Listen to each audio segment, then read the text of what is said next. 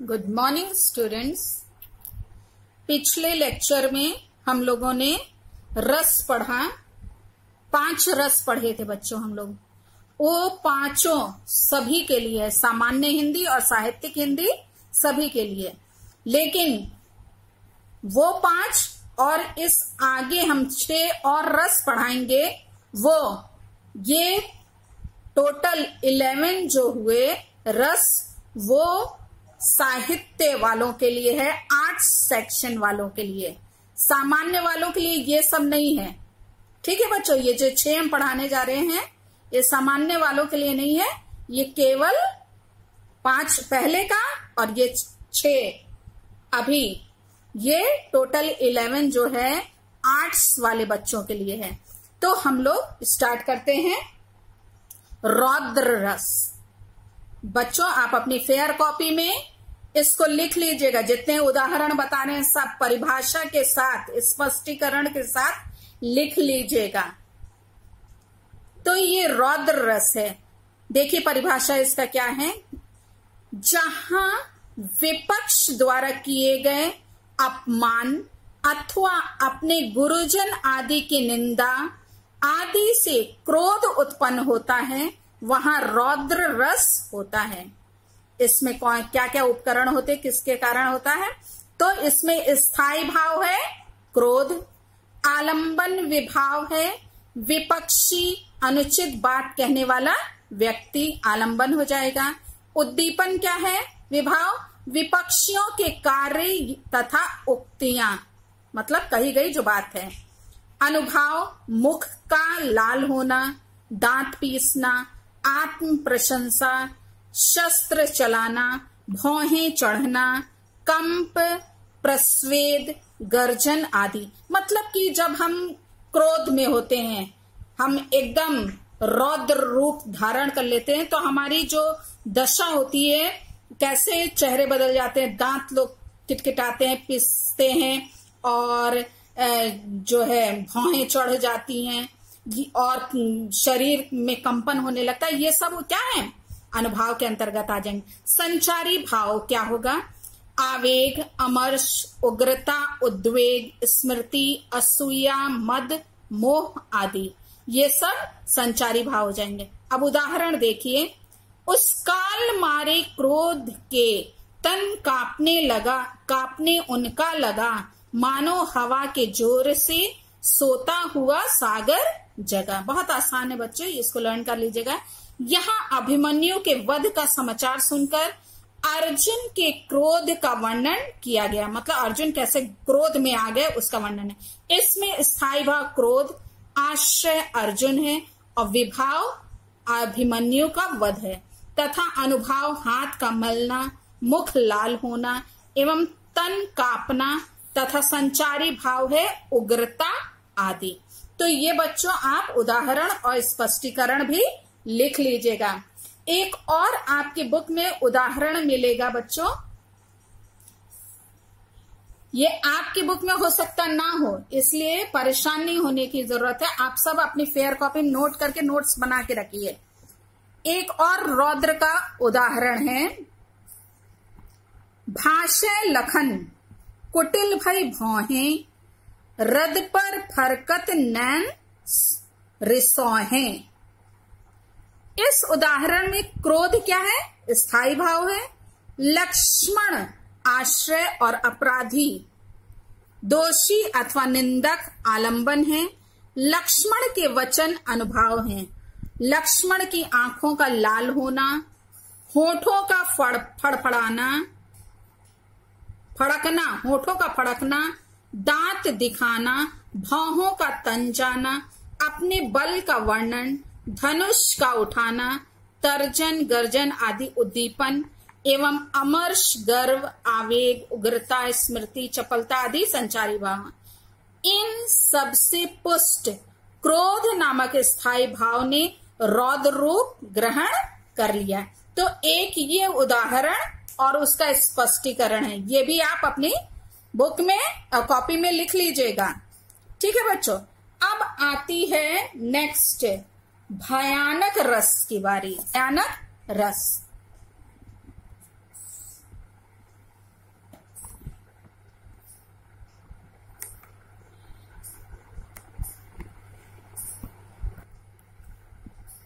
भयानक रस किसी भयानक अथवा अनिष्टकारी वस्तु या व्यक्ति को देखने, उससे संबंधित वर्णन सुनने, स्मरण करने आदि से चित्त में यानी हृदय में जो व्याकुलता उत्पन्न होती है उसे भय कहते हैं। इस भय के जागृत और उद्दीप्त होने पर जिस रस की निष्पत्ति होती है उसे भयानक रस कहते हैं। इसका स्थायी भाव है भय। क्या है बच्चों? स्थायी भाव जरूर लर्न कर लीजिएगा, पूछता है कभी कभी कि भयानक रस का स्थायी भाव क्या है, तो भय है। आलंबन विभाव बाघ, चोर, सर्प, शून्य स्थान या खाली स्थान, मतलब कि जहां कोई ना हो ऐसा सुनसान स्थान, भयानक वस्तु का दर्शन आदि। उद्दीपन विभाव है भयानक वस्तु का स्वर, भयंकर स्वर आदि का डरावनापन एवं भयंकर चेष्टाएं। फिर है अनुभाव कंपन, पीस, पसीना छूटना, मुंह सूखना, चिंता होना, रोमांच, मूर्छा, पलायन, रुदन आदि। मतलब कि वो भयानक दृश्य को देखने पे क्या क्या होता है वो अनुभाव में हो जाएगा। फिर संचारी भाव है दैन्य, संभ्रम, चिंता, सम्मोह, त्रास आदि। अब देखिए उदाहरण इसका क्या है। एक ओर अजगरी लखी, एक ओर मृग राय, बिकल बटोही बीच ही परियो मूर्छा खाए। यहाँ पे एक बटोही है, यानी जो मार्ग में जो जा रहा व्यक्ति है वो क्या है, एक और उसको अजगर दिखाई दे रहा है और दूसरी ओर मृग राय यानी सिंह, तो दोनों तरफ से और बीच में अपने हैं, तो उसको देख के वो क्या हो जा रहा है, मूर्छित हो जा रहा है, मूर्छा खा रहा है। तो उसका वर्णन यहाँ पे है। जहां मार्ग में जाने वाले बटोही का भय स्थायी भाव है, अजगर एवं सिंह आलंबन है, जिसके कारण मतलब वो भय आया हुआ है। अजगर और सिंह दोनों ओर से घेरना उद्दीपन है। पथिक का विकल यानी बेचैन या मूर्छित हो जाना अनुभाव है। त्रास दैन्य भय, अपस्मार आदि संचारी भाव है। इस प्रकार इस दोहे में भयानक रस की पूर्ण सामग्री विद्यमान है, मतलब कि भयानक रस का उदाहरण है। तो ये बच्चों रहा उदाहरण, इसको आप अपनी फेयर कॉपी में लिख लीजिएगा भयानक रस का। एक और उदाहरण है, लंका की सेना तो कपि के गर्जन रव से कांप गई, हनुमान के भीषण दर्शन के बिना ही भाप गई। उस कंपित शंकित सेना पर कपि नाहर की मार पड़ी, त्राहि त्राहि शिव, त्राहि त्राहि शिव की सब ओर पुकार पड़ी। यहाँ भय स्थायी भाव है, लंका की सेना आश्रय है, हनुमान आलंबन है, गर्जन रव मतलब ध्वनि और भीषण दर्शन उद्दीपन है, कांपना, त्राहि त्राहि पुकारना आदि अनुभाव है, शंका, चिंता आदि संचारी भाव है।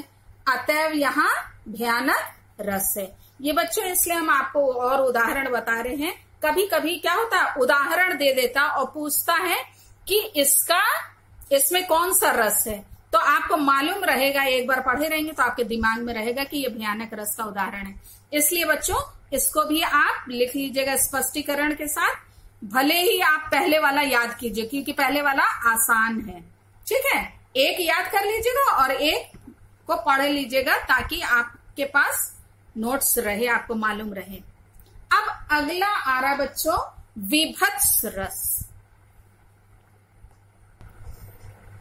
विभत्स रस घृणित वस्तुओं को देखकर, जिससे हमको देखने से क्या होती है, घृणा आती है, अथवा उसके संबंध में सुनकर उत्पन्न होने वाली घृणा या ग्लानि विभत्स रस की पुष्टि करती है। तात्पर्य यह है कि विभत्स रस के लिए घृणा और जुगुप्सा आवश्यक है। अब देखिए क्या क्या उपकरण इसमें जरूरी होते हैं। स्थायी भाव इसका क्या है, जुगुप्सा है, इसको रट लीजिएगा। विभत्स रस का स्थायी भाव जुगुप्सा। आलंबन विभाव है दुर्गंधमय मांस, रक्त, अस्थि आदि, जिसके कारण मतलब कि आदमी को घृणा हो रही है। उद्दीपन विभाव है रक्त, मांस का सड़ना, उसमें कीड़े पड़ना, दुर्गंध आना, पशुओं का इन्हें नोचना, खसोटना आदि, ये क्या है? उद्दीपन विभाव के अंतर्गत आएगा।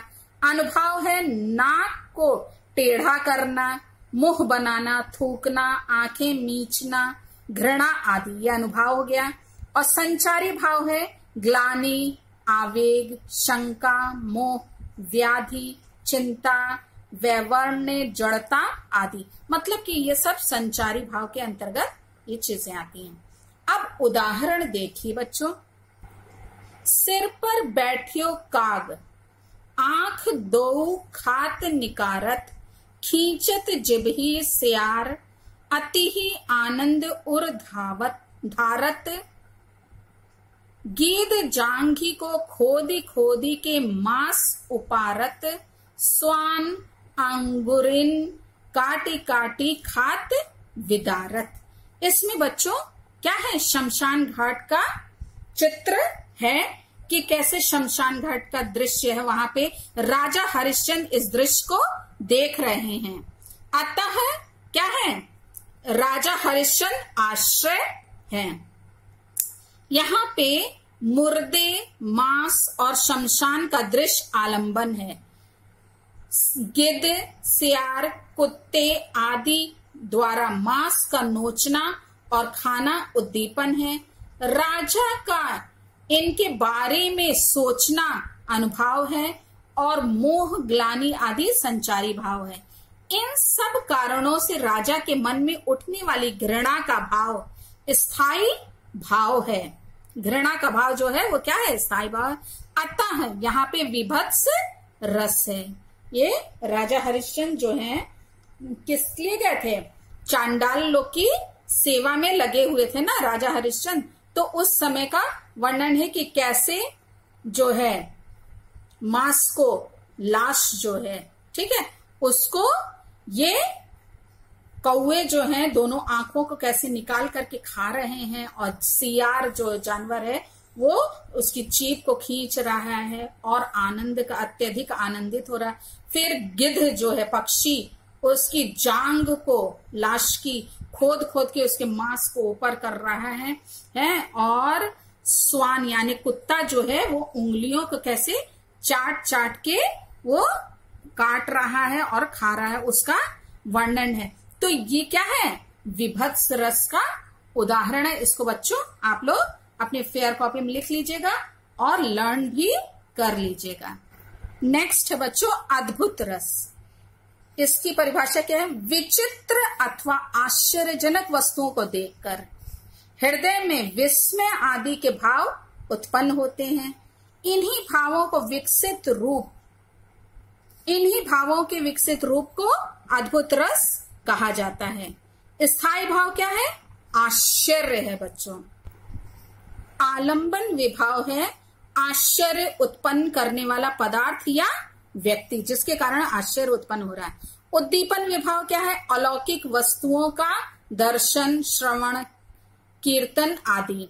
अनुभाव है दांतों तले उंगली दबाना, आंखें फाड़ कर देखना, रोमांच, आंसू आना, कांपना, गदगद होना आदि। संचारी भाव है उत्सुकता, आवेग, भ्रांति, धृति, हर्ष, मोह आदि। उदाहरण है इहा उहा दुई बालक देखा, मति भ्रम मोरी की आन बिसेखा, देखी राम जननी अकुलानी, प्रभु हंसी हंसी दीन है मधुर मुस्कानी, देख रावा माते ही निज अद्भुत रूप अखंड, रोम रोम प्रति लागे कोटि कोटि ब्रह्मांड। ये तुलसीदास जी की रचना है। इसमें जो माता यशोदा हैं वो राम को, ये माता कौशल्या जो हैं वो राम को देख रही हैं और वो क्या है? उनको दो स्थानों पर दिखाई दे रहे हैं, उसी का वर्णन है। बालक राम को एक साथ ही दो स्थानों पर देखकर माता कौशल्या जो हैं के मन में उत्पन्न होने वाला आश्चर्य जो है स्थायी भाव है। यहाँ राम जो है आलंबन है। राम का एक साथ दो स्थानों पर दिखाई देना अथवा उनका अखंड रूप उद्दीपन है। कौशल्या का पुलकित होना, वचन ना निकलना तथा आंखें बंद करके राम के चरणों में सिर झुकाना अनुभाव है। भ्रांति, त्रास, वितर्क आदि संचारी भाव है। इस प्रकार यहाँ अद्भुत रस की पूर्ण अभिव्यक्ति हुई है। तो ये रहा बच्चों अद्भुत रस। उसका एक और उदाहरण है छोटा सा, वो हम आप लोग को बता दे रहे हैं, वो भी आप लिख लीजिएगा अपनी फेयर कॉपी में। अखिल भुवन चर अचर सब हरिमुख में लखी मातु, चकित भई गदगद वचन विकसत दृग पुल कातु। यहाँ माता यशोदा के द्वारा श्री कृष्ण के मुख में संपूर्ण चर अचर यानी चराचर ब्रह्मांड के देखने का वर्णन किया गया है। तो स्थायी भाव क्या हो जाएगा? विस्मय होगा अद्भुत रस का।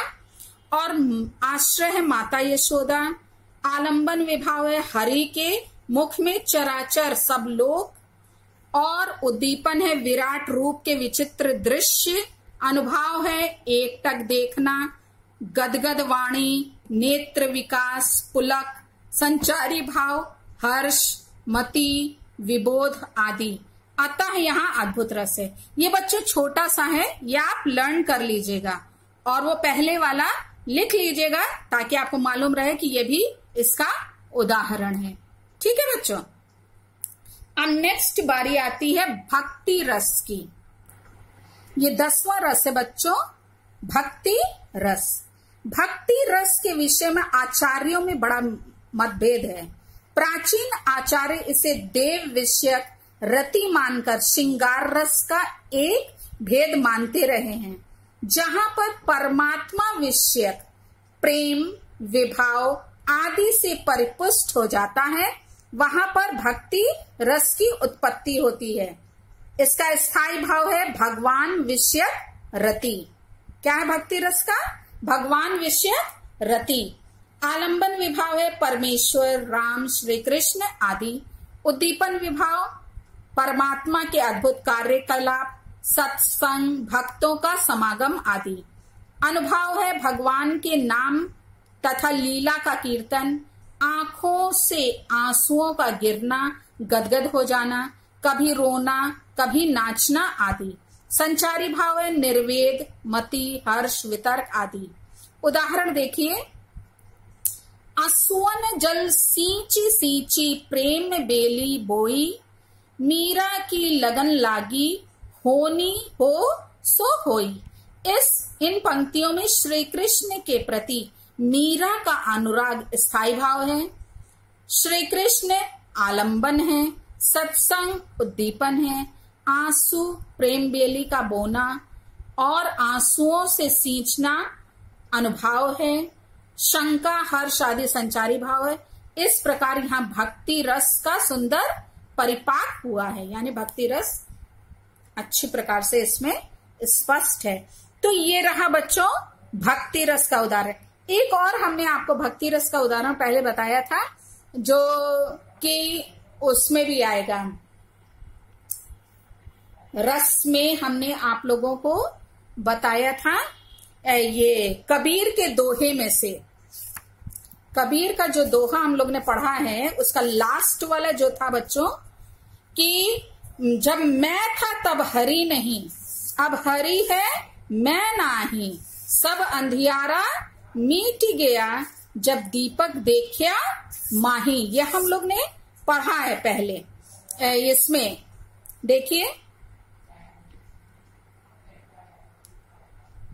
ये शांत रस का था। एक भक्ति का भी हमने आप लोगों को बताया था, भक्ति का। एक सेकेंड, कबीर का बच्चों ये दोहा देखिए, इसमें कई हैं कबीर के दोहे में जो भक्ति के भी उदाहरण हैं भक्ति रस के।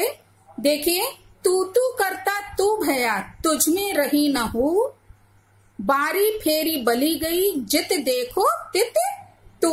ये भक्ति का उदाहरण है बच्चों। एक और उदाहरण है इसमें